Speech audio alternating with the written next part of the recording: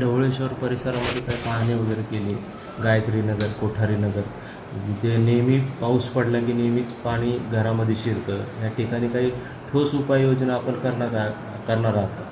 आता आयुक्त म्हणून मला इथे जे वेळ झाली आहे त्यामध्ये माझ्या लक्षात एवढं आलं आहे की आपण फील्डवर जरी गेले नाही तर आपल्याला लोकांचे जे प्रॉब्लेम आहे फील्डवरचे ते समजणार नाही. या निमित्तानेच आम्ही आपले जे नगरसेवक आहे, मेयर, डेप्युटी मेयर, सगळ्यांसोबत फील्ड व्हिजिट्स आम्ही वॉर्डची प्लॅन करतो आहे. आता 4 ते 5 वॉर्ड्स आमचे झाले आणि असाच पुढे आम्ही वॉर्ड्स करणार कवर. आज 5 ऑगस्टला आम्ही वॉर्ड नंबर 1 आणि वॉर्ड नंबर 2 कवर केला होता. स्पेशली वॉर्ड नंबर 1चे लोकांची खूप कंप्लेंट होते की गायत्री नगर, कोठारी नगर या कॉलनीजमध्ये पाणी खूप साचतो आणि ड्रेनेजचा प्रॉब्लेम आहे. आता हे जे कॉलनीज आहे इथे इंटरनल ड्रेनेजचा प्रॉब्लेम नाही आहे, इथे जे आउटर ड्रेनेज आहे, नॅशनल हायवे जे बाहेरून जात आहे तिथला प्रॉब्लेम आहे. स्पेशली गायत्री नगरचा काय आहे की तो लो लाईंग एरिया आहे.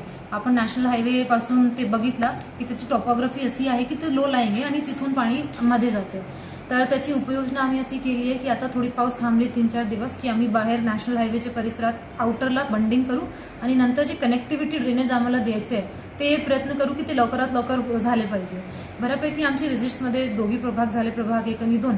मोठे जे विषय आले ते ड्रेनेजचेच होते. आता पाऊस आहे त्यामुळे ते एरियाज पर आयडेंटिफाय होत आहे. म्हणजे भरपूर लोकांना वाटते की ड्रेनेजमध्ये पावसामुळे पाणी साचलं आहे, पण आम्हाला ॲज ॲडमिनिस्ट्रेशन असं वाटते की तो पाणी साचला की आम्हाला आयडेंटिफाय होऊन जाते की कोणकोणत्या एरियाजमध्ये प्रॉब्लेम आहे.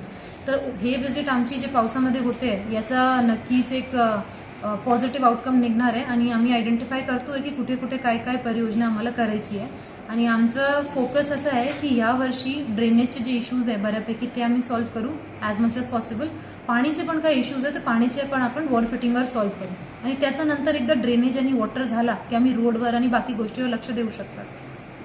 मॅडम, आज गायत्री नगर सगळ्यात मोठा विषय होता पाईपलाईनचा. तिथं आता कशा पद्धतीने तुम्ही पाईपलाईन दुरुस्त करणार त्या ठिकाणी?